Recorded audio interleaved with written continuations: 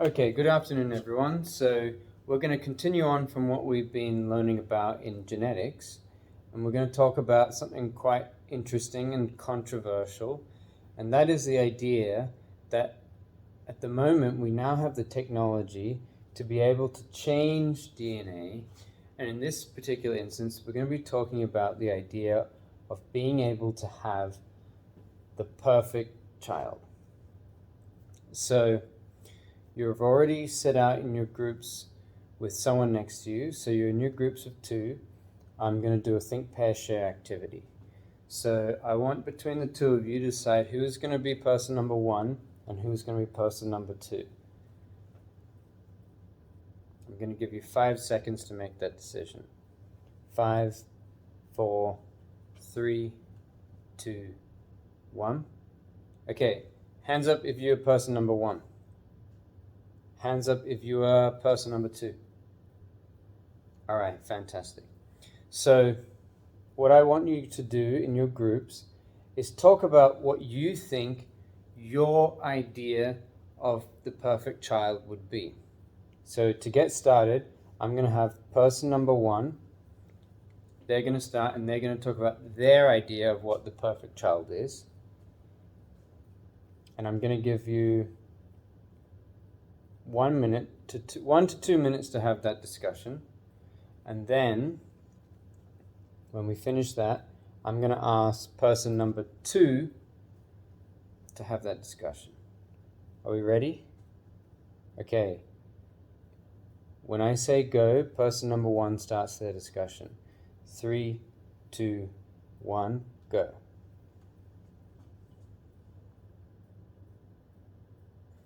Okay, fantastic. So now I would like person number two to be able to give their opinion of what they think the perfect child is. Can we get started in 3, 2, 1, go. Awesome, very good. So now that we've opened our brains a little bit to the idea of what it means to be a perfect child, can I ask some volunteers to share their ideas if they had anything interesting? Yep, very good. Yeah, so a child that never misbehaves. Yeah, that's a great idea. Thank you. What else? Hands up, please, if you want to speak. Yep, over there.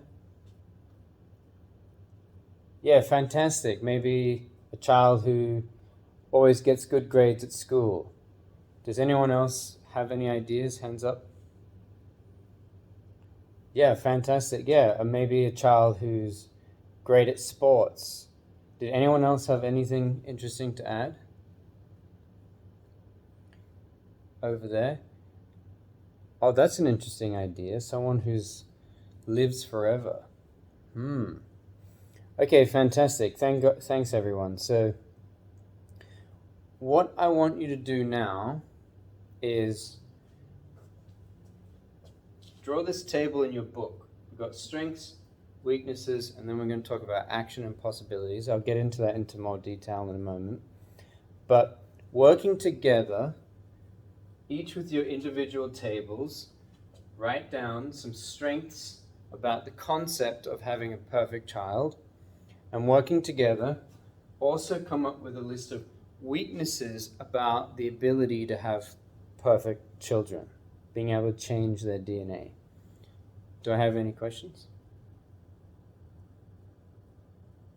Okay, how about, can I double check that we fully understood what we're about to do? Can I ask Johnny over there, what are we about to do next? Yep, fantastic. So we're going to be going through and writing the strengths, and what else are we going to be doing, Morgan? Yep, and we're going to be writing some of the weaknesses that we can think about when we have a perfect, about the idea of having a perfect child. Any questions? Okay, when I say go, let's get started on that activity. 3, 2, 1, go. Hey, so how you doing today? Good? Alright, well I've got your test results back. And before we go through them, I'd just like to ask you, how do you think you went on the test? Think you did all right. Okay. Was there anything that you thought you struggled with that you didn't really quite understand? Oh, you're struggling with some of the dissolving questions and suspensions, colloids. Okay. What about things you think you did well in the test? You think you're good at the filtration part? All right. Well, let's have a look. See, that's good. So when we look at these multiple choice questions, you got all of them correct. So it shows me that you are pretty good with the more simple, straightforward questions. Well, very good, I should say. But we made a few mistakes at these more complex short answer questions. So let's have a look here. The first question here, it asks you to say what a pure substance is. Now I only gave you half a mark because you said a pure substance is made of one element. Now that's technically correct, but it doesn't have to be just elements. For example, water is a pure substance and it's two elements together to make a compound. So I just gave you half a mark. You did well for the rest of it. Now here, this one is an interesting question because it kind of shows that you've got an idea, but you got tripped up, I think, by the diagram. So in the first one, it asks, which of the above test tubes show a homogeneous mixture? Now you've said A, D, F, and G. So that's A, D, F, and G. Now, it looks to me that you've got the idea that it's not B, C, E, or H because these big particles hasn't dissolved. So you kind of on the right track there. But the thing that you've missed is A shows a dissolved liquid, a dissolved solid, and it's evenly distributed throughout. So that's what makes it homogeneous. Now D, these two liquids, these two different particles are separated from each other. And F and G are pure substances. They don't have anything else added to them, so they're not a mixture. Now, which test tubes contain only pure substances? So, H is correct. Yes, there's nothing else there. But you forgot to add G and H. Because G and H are pure substances. There's nothing else mixed in. Okay? Now, which test tubes contain only solutions? So, now A is correct. So, yeah, you got the right idea there. Now, D is not a solution because there's no dissolved solids inside of it, and neither is G. There's nothing dissolved in here. So that's what you're missing there. Now, let's have a look through the rest of it.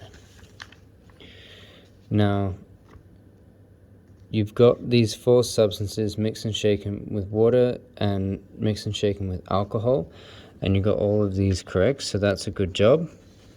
Then here's the other thing that you said that you think you struggle with. We're talking about colloids, suspensions, and solutions. So it says, what makes a colloid different from a suspension or a solution? Include examples of each in your explanation, as well as the words like homogeneous or heterogeneous. So we've got colloids last a shorter than a suspension, and you've said, and can be made of solids, gases, gels, and liquids. So for me, in this question, you've talked about colloids and what colloids are, but you haven't explained why a colloid is different from a suspension or a solution. Okay? Now you've given me a small example of why it's shorter than a suspension, but you could have explained it a little bit better, talking about how those particles suspend in the air for a very long time.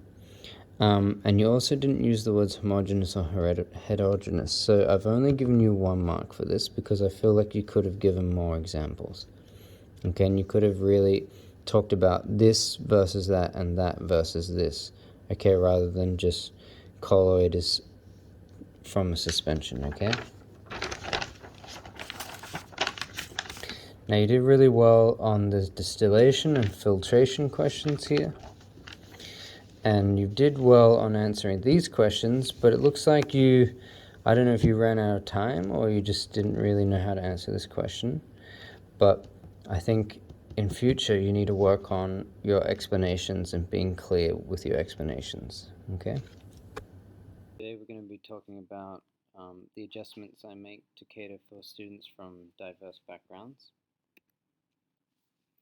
To get started, we'll talk about English as an additional language or dialect.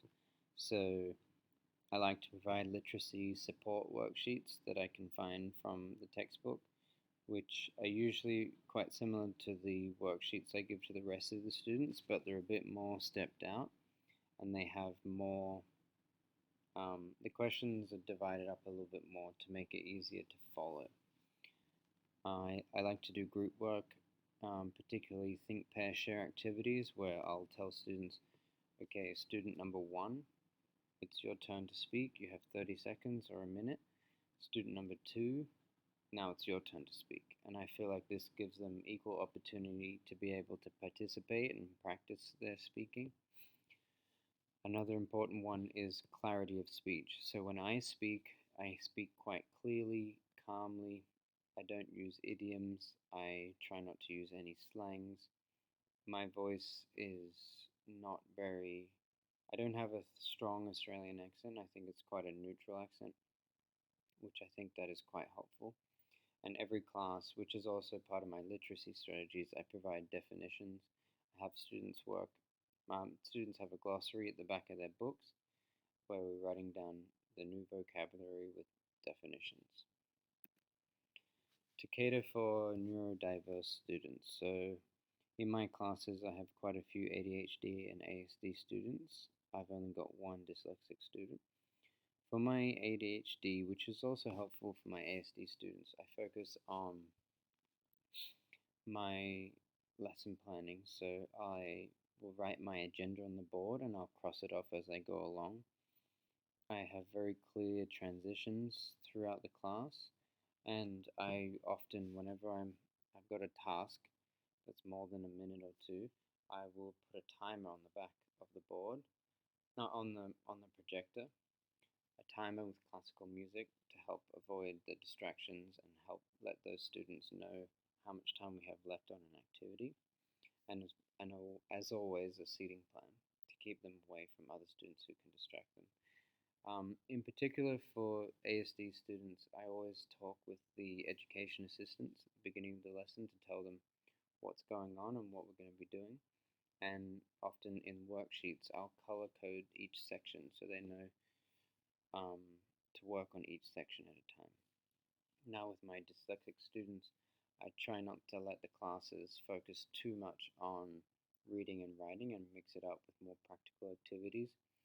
I always use clear fonts and my backgrounds on, for example, with my dyslexic student, I will print out a worksheet that has a more pastel color to the back, as well as my PowerPoint's always with pastel colors, not to avoid that bright white on black color. Now for literacy activities, like I said, at the back of books, I have a glossary with definitions. Every class, spelling tests each week, and I like to do group reading exercises where we read a passage one sentence at a time. Each group gets one sentence and they read it out, and I encourage students to read at their best that they can, as loud as they can, as clearly as they can, and I give out rewards for that. Now for my numeracy activities. In general, science is in a lot of cases applied maths. So when we're doing laboratory practicals, we've got graphing exercises, we've got averages, we've got trends. In physics, we've got a lot of formulas. I like to do group work. Now, in the group work, I'll make it a little bit competitive or make it collaborative so that way students have to make sure everyone on that table is able to solve a certain problem. And also, I know it's not big, but grade calculations, when I give them their work or their tests, I'll get them practicing percentages, trying to calculate their grades. Now, for differentiation, in general, A lot of the time when we're doing stuff, I give students a choice. Okay, you can work on this worksheet, or you've got a challenge worksheet here. I like to do extended response questions, a lot of creative thinking or critical thinking type questions. A lot of the time design your own experiment or solve a problem through an experiment so students can really dig deeper on a topic, or I like to do research projects as well. So those are the ways I like to cater for diverse learners.